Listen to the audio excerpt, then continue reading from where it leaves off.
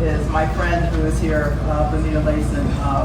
She and I went to Hampton Institute together, and that's one of the Hampton, that is the Hampton mantra.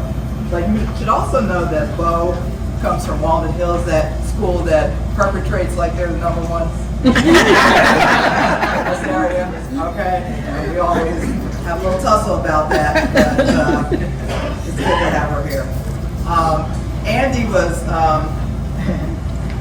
Andy really held back because, there's a current lawsuit against him. I hired Gloria Allred to reconstruct our prenup because he keeps buying things that he keeps. So, anyway, he's a great man. He's far more generous than I could ever be, and I love him to death. So, before I start, I just want to acknowledge my family who is here, who share my DNA. Bell, Chenault, Greens, all y'all get up. McDonald's.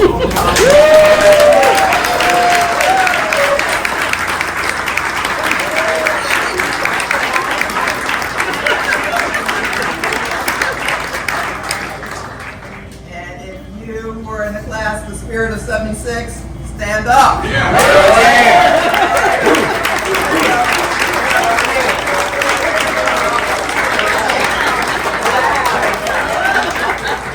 Those 75 students were kind of slackers. They ruined our DC trip.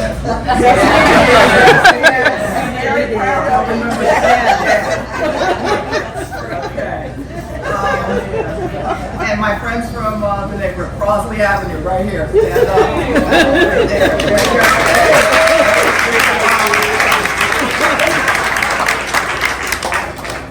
I'm not ashamed to admit that I'm at the age where I have to write everything down, so I've got these notes here. It gets lost somewhere in the abyss. But if you can indulge me for just a minute, I'd like to thank some other people. Thank you, God, as the song goes. You brought me from a mighty long way. You used to sing of Mount Zion. You remember that chant? Oh, absolutely. Yeah. And thank you to Julia and the Wyoming Foundation for this tremendous honor. I'm just infinitely, it's surreal. So I'm really, really honored, and I thank you so much. Thank you to my parents who have taken up residence in heaven, but still watch over me as I stumble through this journey called life. Thank you to my brother Gary and his family. Thank you to my ancestors, many of whom settled in this burg called Wyoming during a time when they were not fully embraced by all their neighbors. And the McDonald clan and the Gentry clan, or you Gentrys. Right here! One of the first families of Wyoming, right? Yeah. I'd like to thank my grandparents, Bud and Nellie Mae Lewis, my great aunt Hat, Uncle Chicks and Aunt Ada, my brothers Kenny and Billy, my step-parents Lenny and Vera Chenault, who put up with me all the time, and I just popped into their house. And the rest of the clan that's no longer with us, and big ups to my cousins from the McDonald clan and all the folks who have come out tonight. It's so very good to see all of you. I truly believe that God found space for my family in Wyoming for a reason. I believe the ancestors, or the old Africans, as I call them, instinctively knew that someday the city of Wyoming would embrace their sons, daughters, and grandchildren, that we would not only benefit from their homespun wisdom, but also find ourselves in a situation where we would receive a quality education that would allow us to fulfill our dreams and prosper. So I want to thank, I've already thanked my classmates, but I'm deeply touched that you made the effort to come here today. Some of you I've been with since kindergarten. And I think it's, there you go. Sally, there you are, I didn't see you, girl. Sally Spritz and I were in Elm Avenue. Mrs. Olmos was our kindergarten teacher. So yeah, Kyle, were you in that class? I was there. You was there? Yeah. So you were in the afternoon class. Okay.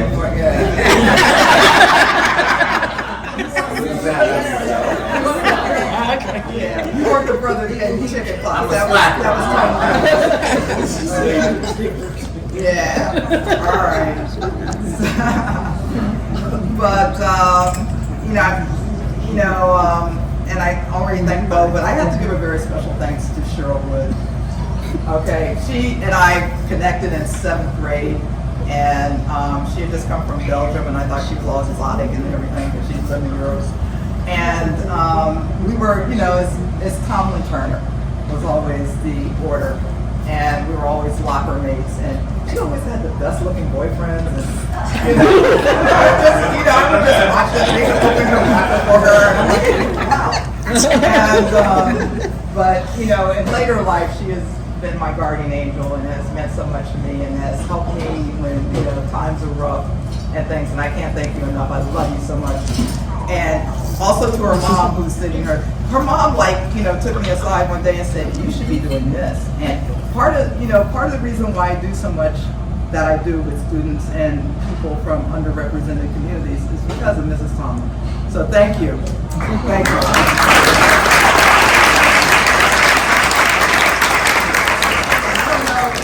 Joanne is here.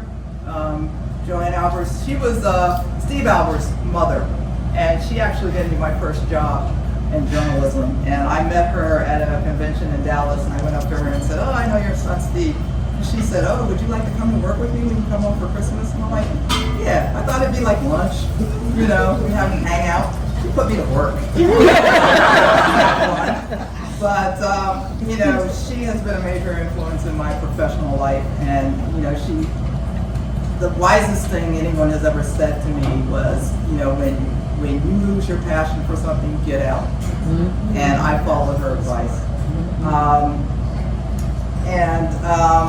What else can I say about Andy Powell?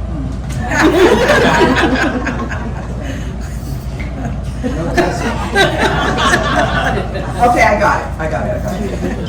He has enriched my life in ways that I could never imagine. I barely knew this guy at Wyoming. All I remember about Andy is he used to bop into the cafeteria like he was walking on the television. He was always smiling. And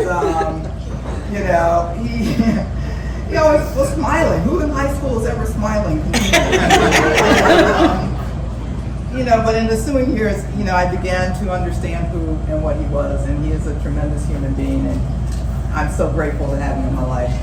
And if you don't know him, Andy is always, like I said, trying to mend our prenup. But it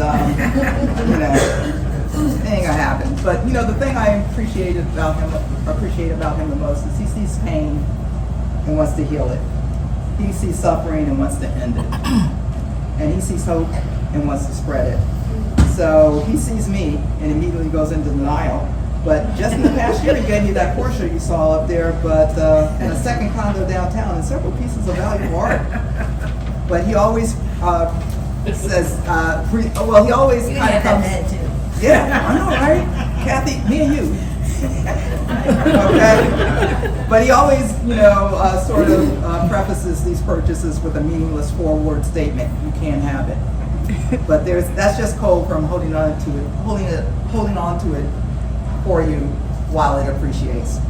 So to say that I'm honored for this Distinguished Alumnus Award, when I personally, thought of myself as Ferris Bueller in high school, is such an extreme understatement. I don't often think that my achievements are that significant, because it's more about me than me.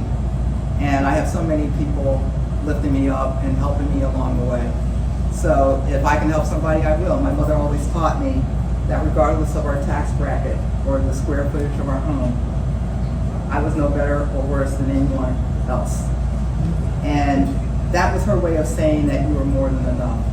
And so that's what I've held on to throughout my life, and that's the same mantra I share with my students. I need them to know that generational wealth isn't about money or possessions.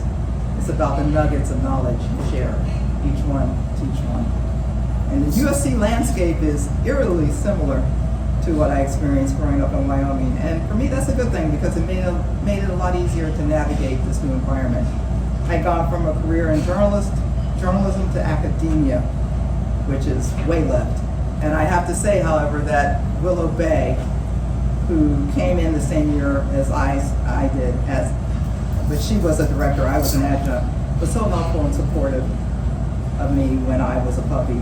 Willow, who is now dean of the Annenberg School for Communication and Journalism, was the newly installed director of the school and is truly responsible for giving me multiple opportunities to fly without wings. And for that, I'm forever grateful.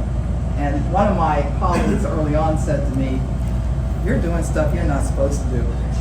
And I was like, oh, I must be right. Okay, so lastly, I'm not going to say a lot about them tonight, but I'm here tonight because Helen Morris, the only black teacher during my time at Wyoming High School, and Maud Pinkett Jones, our black librarian, took me under their wing. They tried their best to mentor me, even though I was not always always accepting their advice, but I was always respectful. So I applaud them for realizing that I was creative and I needed a little bit more than the 3 R's and to be a fully functional human being. Not only were they both HBCU grads, but they were also both members of my sorority, Alpha Kappa Alpha, and Sorority Incorporated. All right. And they both gave me myriad opportunities to pursue my passions, and Mrs. Morris was the one who suggested that I take a look at Hampton Institute. I'd never heard of it prior to January of my senior year. You know, I was looking at all the elite HBCUs at the time, Howard and Fisk and some other places, and my dad wouldn't give me any more application money. So I was like, okay, Hampton was the last check he wrote. And fortunately, they accepted me. And so I had a great time there with my friend Bo, who I didn't know before we got there. And we've become really great friends in the ensuing years. So that's when you have to just stop,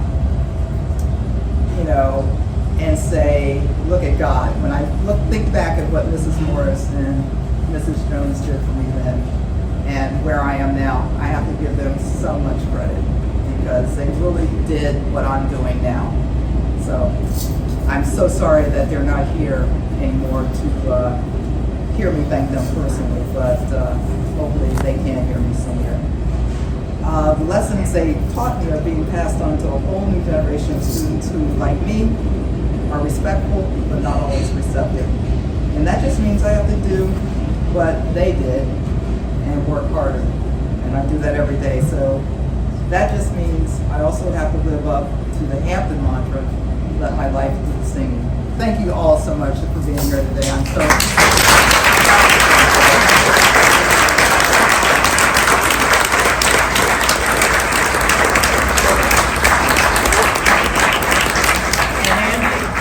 make sure the car is detailed.